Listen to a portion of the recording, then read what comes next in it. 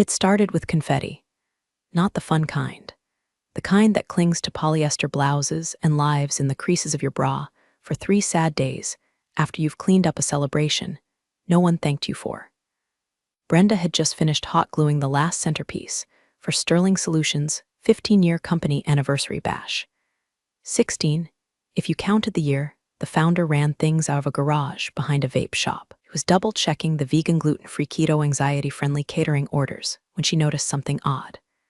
Her name, Brenda K. Watson, office manager, keeper of all things functional, was missing from the new all-hands celebration calendar invite. At first, she assumed it was an oversight. Probably Kevin again. Kevin's spreadsheet Sultan Malloy, her smug 32-year-old boss with a man bun and a beard that looked like it was sponsored. Kind of man who wore loafers without socks and called it fashion.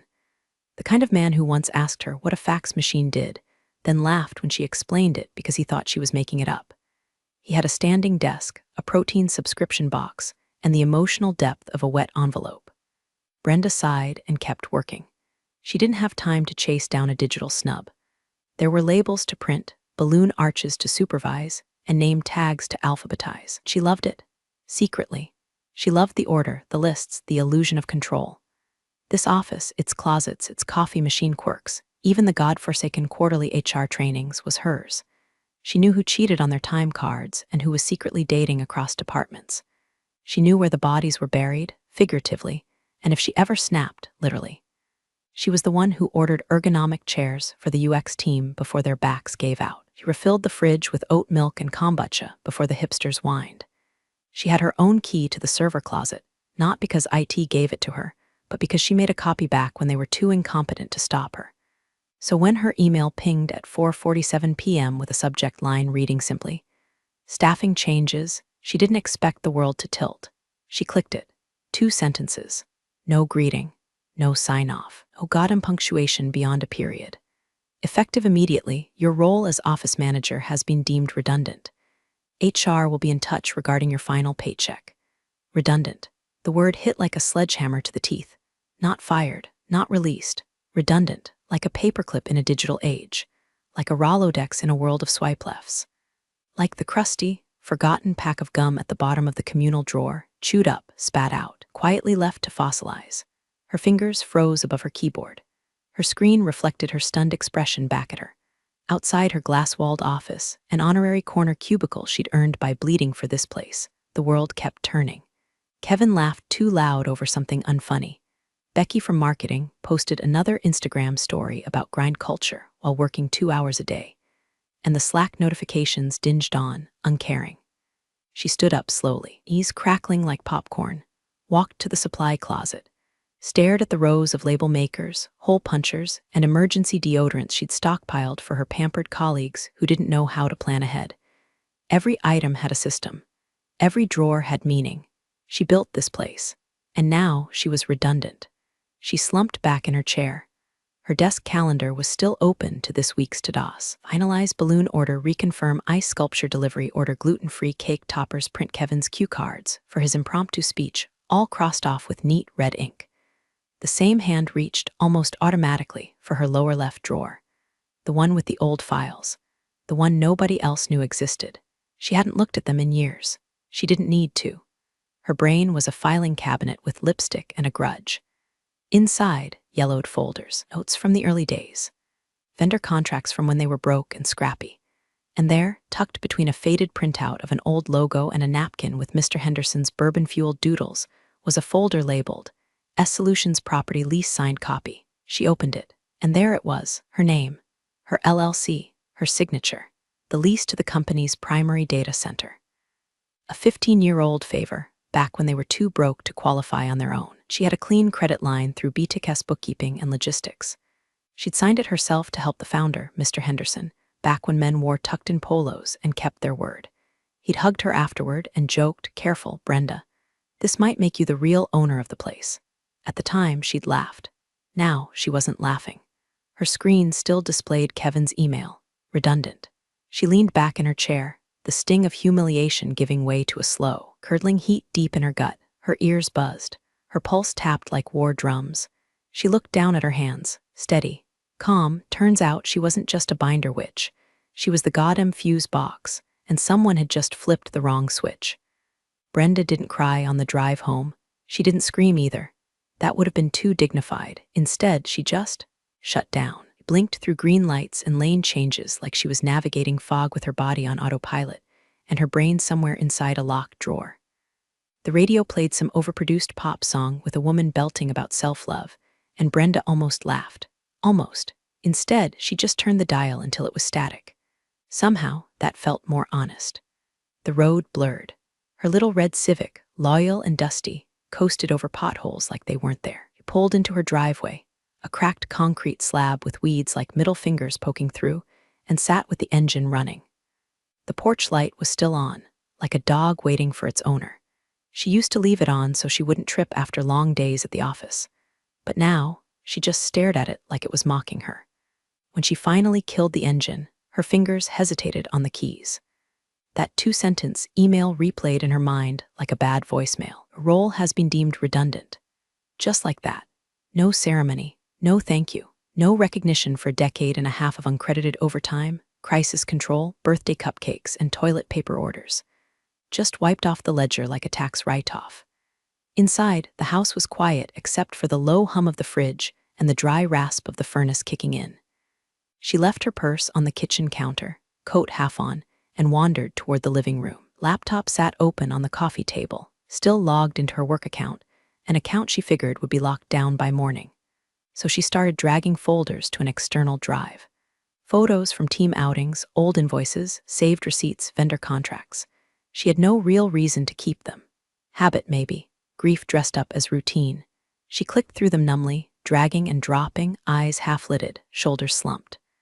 That's when she saw it. Folder tucked deep inside a backup drive labeled Old Ops Docs. She double-clicked. Inside, scans of leases, old insurance paperwork, equipment receipts. Her fingers hesitated over a file titled SS Data Center Lease Final PDF. Her mouth went dry. She opened it. And there it was. A wall of legalese she hadn't thought about in years. Scrolling past paragraphs about server rack weight limits and HVAC load capacities, her eyes found what they were searching for. Lesser. BTKS Bookkeeping and Logistics, LLC Lessee, Sterling Solutions, Inc. Term 15 years start date. March 2, 2009 renewal.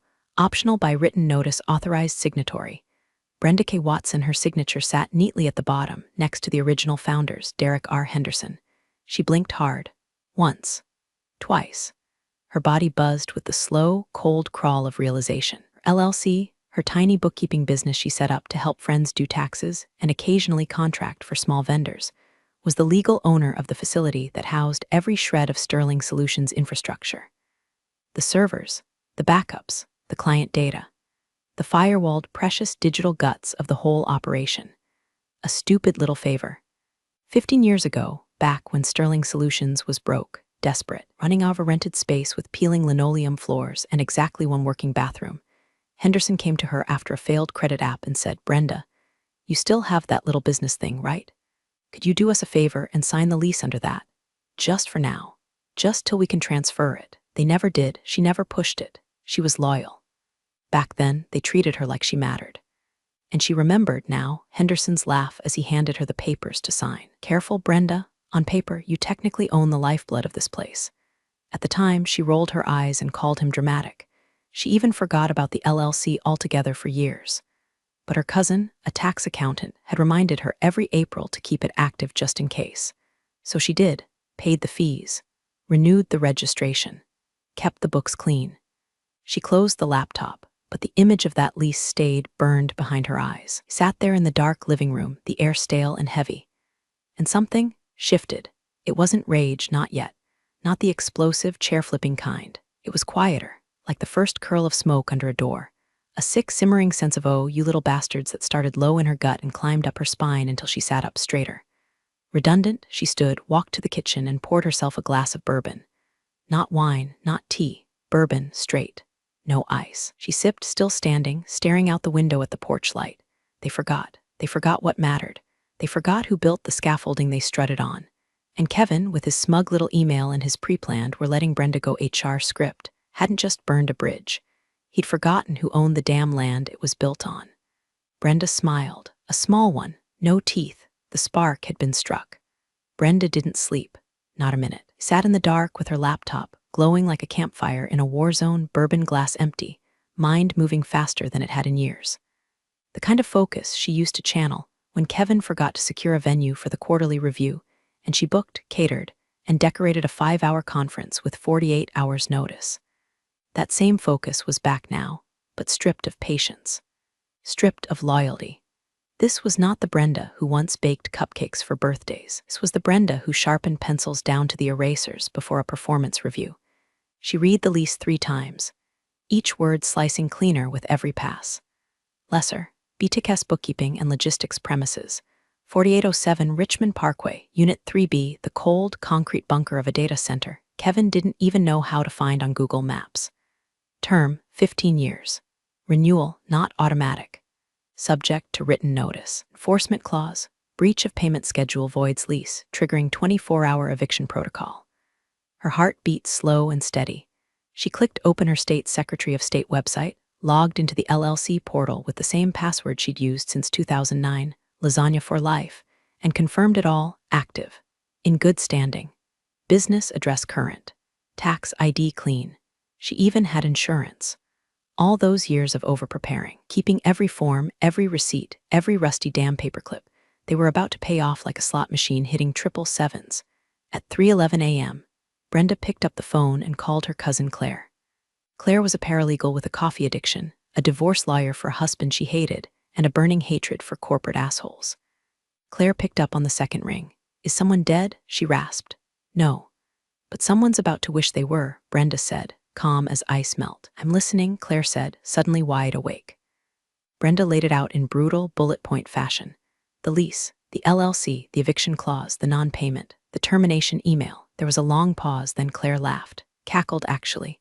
Brenda, she said, this is the most beautiful thing I've ever heard. You've got them by the digital balls. Brenda cracked her knuckles. Ironclad, oh baby.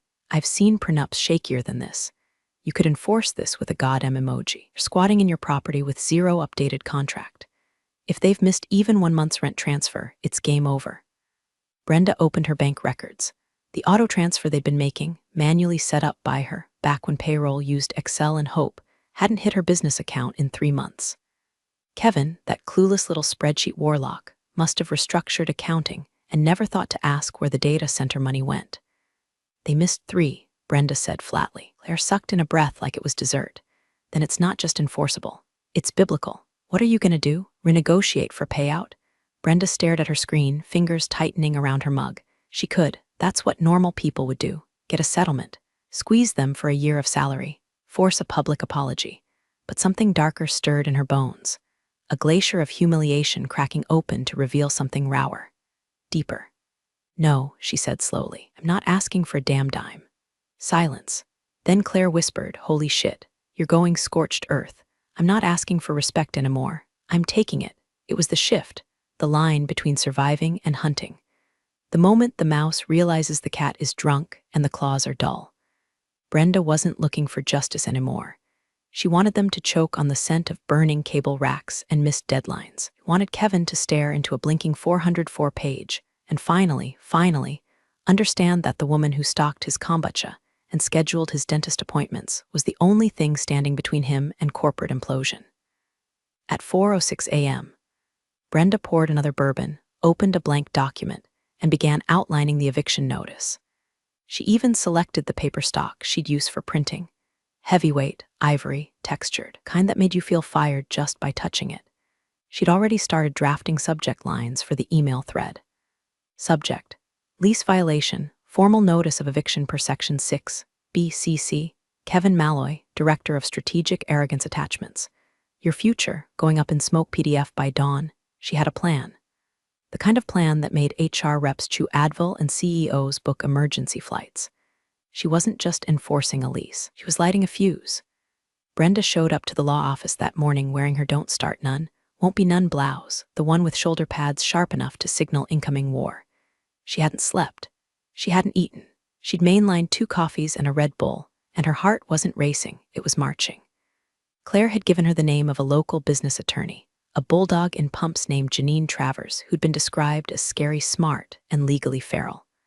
Perfect. Receptionist barely got Brenda's name out before Janine strode into the lobby with a binder under one arm and a "don't waste my damn time" expression. "You're the one with the LLC lease?" Janine asked, ushering her into the office without waiting. Brenda nodded. "I read the contract. It's solid. They've breached. You want blood or money?" Brenda smiled, cool and steady. "I want to make it rain fire." That was enough for Janine. 45 minutes later, crafted an eviction notice that read like the wrath of God translated into legalese. Every line was sharp enough to draw blood. Citing breach of contract, non-payment, and absence of a formal renewal agreement, the letter declared Sterling Solutions in unlawful possession of the premises and provided 24 hours to vacate.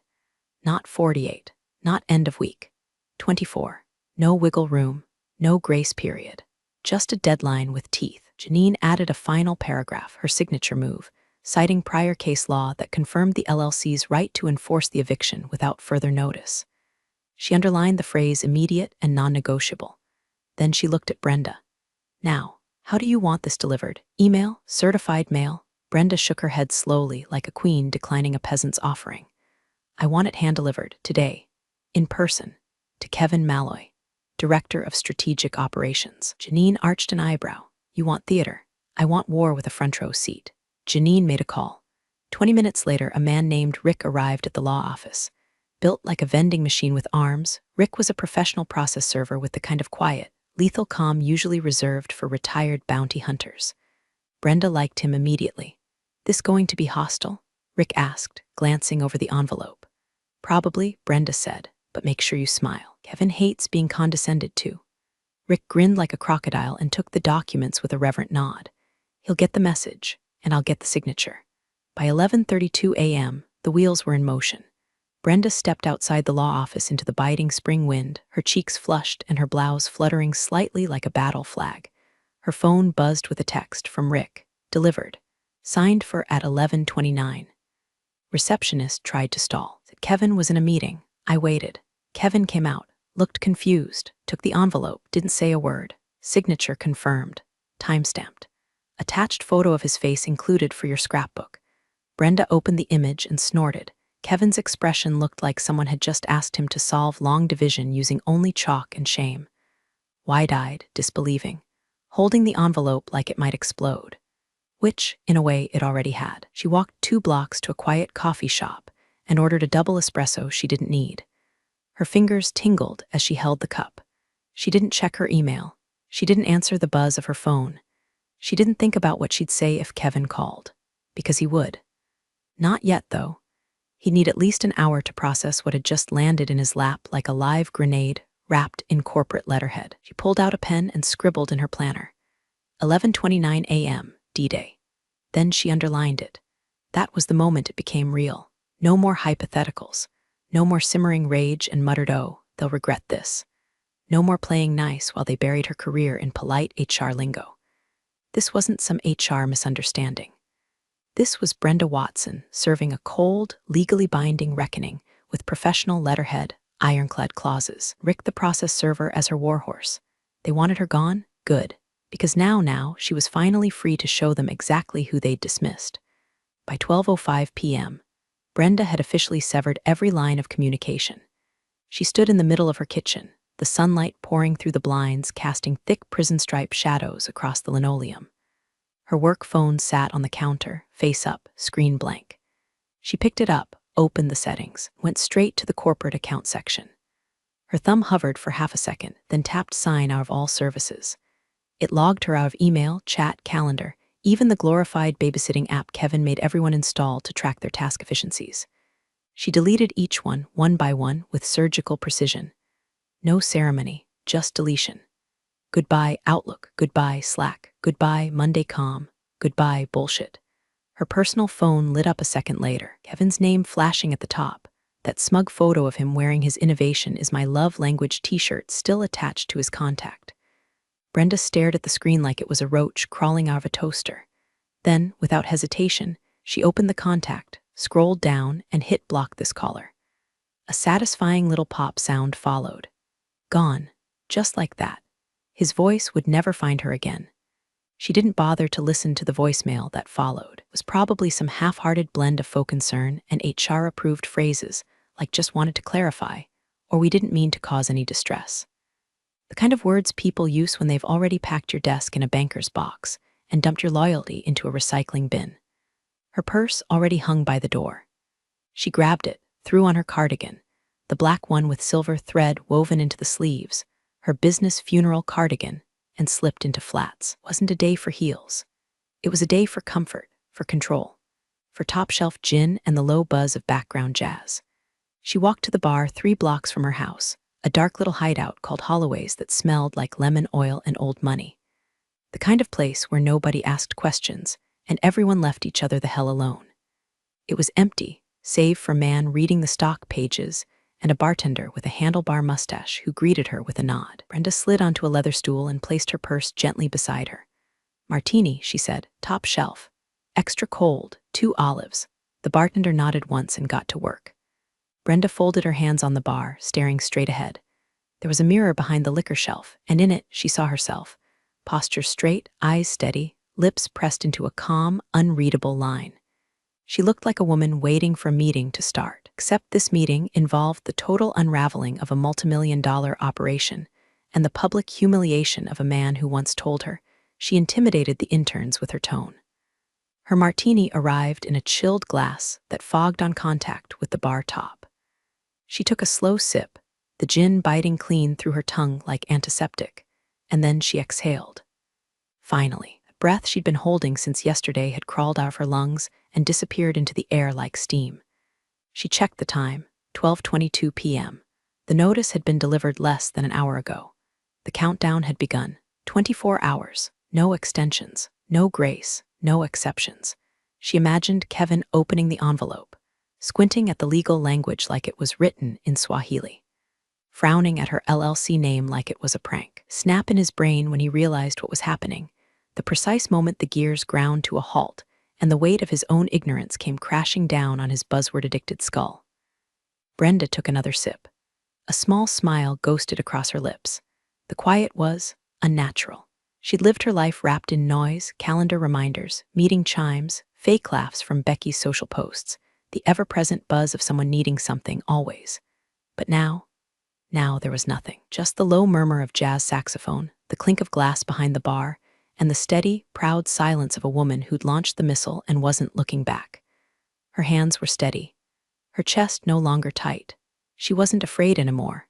Not of Kevin, not of HR, not of being seen as vindictive, because she'd already been erased without a whisper, reduced to redundant. They had taken her pride, her purpose, place in the world and chucked it like a stale birthday muffin. Now she was the one holding the detonator. She glanced at her phone. No new messages. Not yet, but they would come. Oh, they would come, the panic, the calls, the frantic emails. The moment Kevin realized there was no backup, no failsafe, no new hire with access to the server building, that he'd been signing digital lease payments without a clue that the contract behind them hadn't existed in years. He swirled the olive in her drink, watching it circle like prey in a pond. Her mind, for once, was still. The train had left the station, and the bridge ahead had been set on fire, and all Brenda had to do now was wait. At 1:07 p.m., the first text came in. "Lucas Sterling IT, yo, did you really serve us an eviction notice?" Brenda blinked down at the screen, lips still cool from her last sip of martini. She'd almost forgotten about Lucas, junior IT support, fresh out of community college, barely old enough to rent a car, and still green enough to think HR had souls. But he was decent. He used to refill her printer paper before she had to ask, and once helped her reconnect the office Bluetooth speaker after Kevin optimized the network and knocked it offline for 2 days. Brenda stared at the message. 3 blinking dots appeared, then vanished, then returned. Finally, Lucas. Kevin read it out loud in the break room like it was a stand-up set. Called it the most delusional stunt ever pulled by an office manager. Said your LLC sounded fake, like something from a Hallmark movie. She smirked into her glass. Of course he did. Arrogance was Kevin's native tongue. He could turn a full-blown legal threat into a comedy bit if it made him feel in control for another 5 minutes. She imagined him perched on the edge of the conference table, sleeves rolled up just so, grinning while interns forced nervous laughter and HR winced in the corner. She didn't reply. 5 minutes later, another buzz. Lucas. He gave the envelope to Lisa from HR and told her to call Brenda and tell her to knock it off. I heard him say, "Tell her she can keep the stapler, okay?" That made her laugh. Out loud. A sharp, dark snort that startled the bartender mid-polish. She leaned back in the booth, the vinyl creaking beneath her. The room felt warmer now, like the heater had kicked on, but it was just her blood beginning to move faster. That moment, the smug dismissal, the assumption she'd fold, that he could just shrug off a binding legal document because he didn't understand it, was delicious. It tasted like justice marinated in schadenfreude. She didn't need to answer Lisa's call. He wouldn't even let it ring. She imagined the poor woman rehearsing her script, dialing with trembling fingers while Kevin hovered nearby mouthing lines like, say, she's being emotional, and play the "we're all professionals" card. They still thought she wanted attention. They still thought this was a tantrum. But then the third text came in. Lucas, okay, now it's getting weird. I think legal just showed up. Kevin stopped, laughing. They pulled him into the glass meeting room, even shut the blinds. He looks pale. Brenda felt it then, that shift in the wind, the scent of burning silk, the first crumbling stone from the fortress wall. She stared down into her half-empty glass and watched the olive roll against the curve. Lucas, not kidding, head legal counsel, has the notice printed. She circled stuff. Kevin's trying to talk, but he keeps looking at the floor. Lisa won't make eye contact with anyone. She took another sip, let it linger. Jazz track in the background hit a melancholy piano solo, notes tumbling like a slow collapse. Perfect. Lucas, also, everyone's looking at the company payment records now. You weren't bluffing. That LLC is real, isn't it? She finally replied. Brenda, a pause. Lucas, holy shit. They're panicking. I think someone from C-suite is calling the data center vendor. Kevin's pacing in circles. He said something about miscommunication and historical arrangement. Brenda laughed again, this time low and full-bodied. Historical arrangement, the corporate version of I didn't read the fine print, and now the building is on fire. Her phone buzzed again. Another voicemail from a restricted number, then another, and another. The suits were waking up.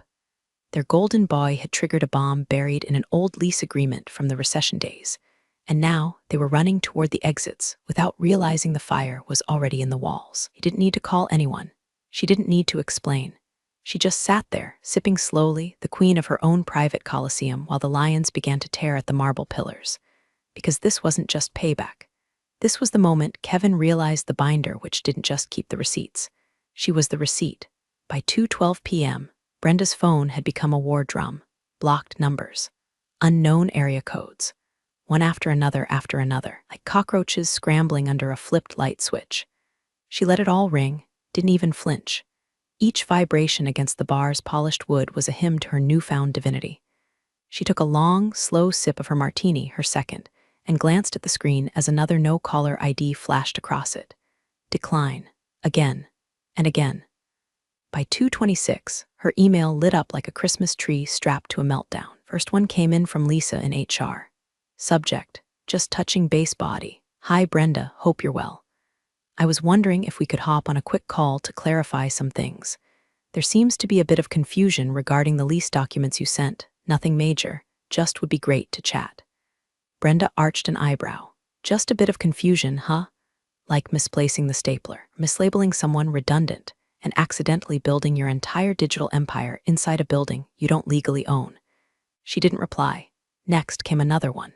This time from a name she hadn't seen in years. Subject, urgent. Need to resolve this from Martin Van Heusen, VP of Infrastructure Body. Brenda, I understand there's been a miscommunication. I'd like to personally extend an apology if anything came across as dismissive regarding your role. Really appreciate a moment of your time to sort this out. We are, of course, prepared to discuss reasonable solutions. Reasonable solutions. Brenda smiled thinly. Her own severance package had been a PDF attachment and a polite kick in the ass. Now they wanted negotiation. The pings multiplied. Legal, ops, even finance. And then the CEO. Subject, please call from Thomas G. Ellsworth, Chief Executive Officer Body. Brenda, this is not how Sterling Solutions handles conflict. There's clearly been a massive oversight. I wasn't aware of the nature of your business entity or the extent of your role in the lease. That's on us. Let's fix this before things escalate further. You've always been a valued part of the team. I'd appreciate a call. There it was, the valued part of the team line. After 15 years of being called Brenda from Ops, now they remembered her name. Her phone buzzed again. Voicemail. A Chicago number. Ellsworth. She plugged in one earbud and hit play. The voice was tight, forced calm. The kind of tone you use when you're trying not to scream in front of a witness. Hi Brenda, it's Tom. Listen, wow, we just got the lease notice and it's taken everyone by surprise. Kevin didn't brief me on any of this. Look, I know there's probably some bad blood right now, and believe me, we're going to be reviewing everything internally. This eviction stuff, it's not necessary. We're all adults here, we can find a solution. You've got leverage, I get it, but let's not nuke the building over a misstep. Please call me back as soon as possible. Click. She took another sip of gin, tilted her head back, and let the bitterness roll down smooth. Then she calmly hit delete. She wasn't nuking anything. She was following protocol. Their protocol. Same way they followed it when they decided she no longer aligned with current strategic objectives. Now she was the objective. Her inbox pinged again. Subject, please from Kevin Malloy Body. Brenda, this is not funny anymore. We have vendors threatening to pull out. We're not even sure how you managed to look. Let's just talk. Just one call. One, please. The lowercase please was the cherry on top. No more swagger. No more startup lingo. Just a man unraveling in real time. She watched the screen for a moment, then typed exactly 2 words into the reply field. Lease attached, and sent it. That was all they were getting from her now. No warmth, no comfort, no rope, just the facts, the contract, and the ticking of a clock that refused to be reset. She glanced at the bar's antique wall clock. 3:04 p.m. 20 hours left. The queen had left the castle. But she took the keys to the kingdom with her. 7:41 p.m. Brenda was on her 3rd martini and her 2nd helping of nachos at Holloway's when her phone lit up again. Lucas Sterling IT, it's happening, everything's on fire. Brenda set down her drink with deliberate care, wiped her fingers on a napkin, and tapped back. Brenda, define fire. Lucas, Kevin's been locked in the fishbowl since 5.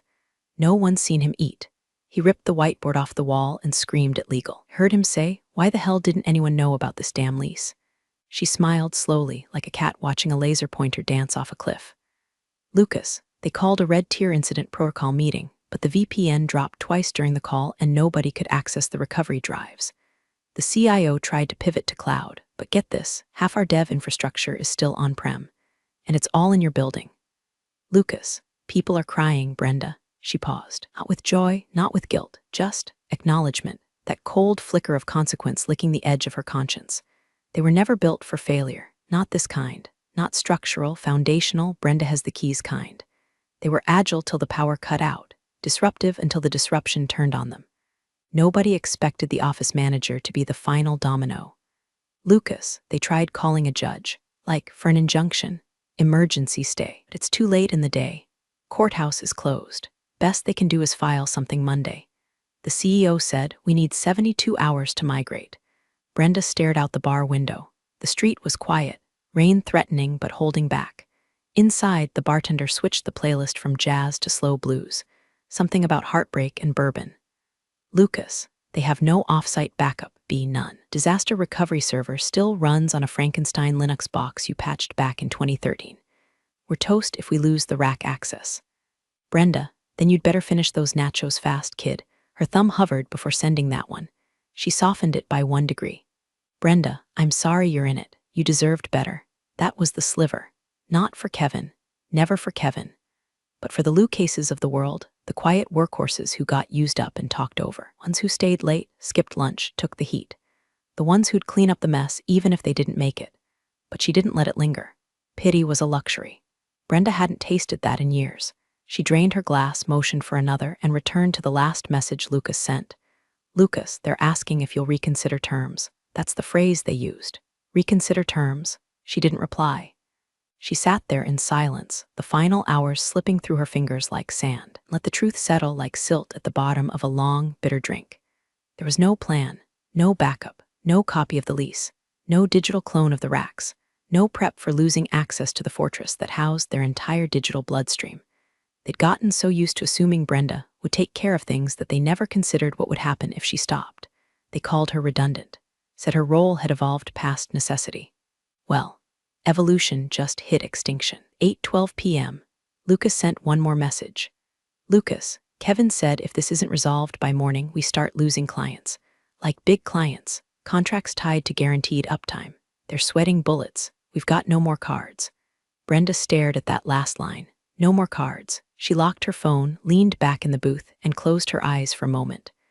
The bar's overhead lights buzzed softly, and somewhere in the corner, someone was softly humming along to Etta James. She'd made her peace with the fallout. They could scream, they could panic. They could cry to judges and CEOs and God himself. The time to beg had passed. This was the reckoning. Years of thankless labor, invisible service, passive disrespect, all distilled into 24 hours of beautiful, devastating silence. They handed her the match. All she'd done was strike it. At exactly 11:28 a.m., Brenda sat alone in the booth at Holloway's, watching the second hand on her wristwatch tick like a sniper's breath before a trigger pull. She'd ordered nothing new that morning. No martini, no breakfast, just a black coffee, half drunk and cold. The bar was quiet, Tuesday quiet. A gray, overcast stillness hung in the air like the pause before thunder. Her phone lay face up on the polished wood, screen dark, no new messages yet. But it was coming.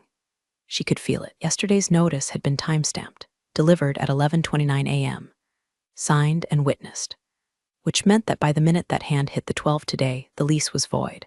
Irrevocably, permanently. Sterling Solutions would, legally and completely, be trespassing on property owned by BTKS Bookkeeping and Logistics, LLC, her building, her rules. She had hired a private security contractor, retired sheriff, ex-Marine, no nonsense and cash preferred, to be there at 11:25 sharp. Not a minute late. 2 men in gray jackets, clean-cut, no guns visible, but their eyes said everything. The invoice had made her wince slightly, just under $3,000, but when she wrote the check, she'd done it with a sense of satisfaction she hadn't felt since the day she got her first promotion. They weren't there to start a fight. They were there to change the locks. Brenda had arranged for a locksmith the night before. Discreet, experienced, no questions. The locksmith didn't even blink when she said, "There's a team inside. I want them out. I want it locked behind them. And I want it done down to the hinges." She looked down at her phone again, still nothing, still waiting. And then at 11:32 a.m., a single message appeared. Lucas Sterling IT, dark, just one word. Brenda stared at it for a long time, letting it settle, letting the finality roll through her chest like a slow-moving train, all metal and gravity. She didn't reply. There was nothing left to say. Dark. The data center had gone offline. The infrastructure? Gone. Every server, every login, every automated backup they forgot to migrate, dark. Client portals, unreachable. Internal dashboards, gone. Kevin's precious agile workflow suite, toast. The project timelines, erased with the same indifference they used when they erased her. She imagined the office now, silent, phones dead, emails bouncing.